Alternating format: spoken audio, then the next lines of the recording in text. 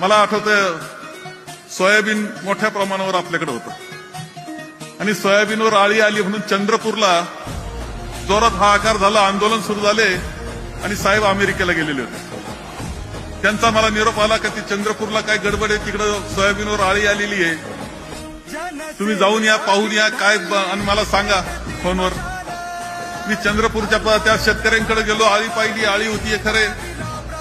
आणि त्यावेळेस मी फोन केला साहेबाला, तिथूनच लोक म्हणायचे की 4,000 रुपये तरी हेक्टरी दिली पाहिजे. तर तो कालखंडावर का लक्षात घ्या, नाही तर 4,000 म्हटलं तुम्ही नाराज आहात. 4,000 रुपये तरी हेक्टरी दिले पाहिजे. मी साहेबांना फोन केला, साहेब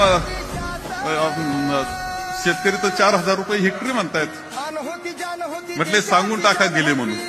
म्हणलं साहेब कॅबिनेट, अरे मी मुख्यमंत्री आहे बाळासाहेब, सांगून टाका लोकांना की 4,000 रुपये हेक्टरी डिक्लेअर करून टाका. इकडं मिळाले आणि इकडं आपल्याला मिळाले. तुमच्याकडे आळी आली होती, मी काही नाकारत नाही, परंतु तेव्हा 4,000 शेतकरी मागून देऊन टाका म्हणायचं हे काही धाडस सोपं नव्हतं. 200-500 कोटी रुपयाचा विषय होता, परंतु माझ्या शेतकऱ्याकरता माझी तयारी काही करण्याची ही भावना त्यामध्ये आपण लक्षात ठेवलं पाहिजे.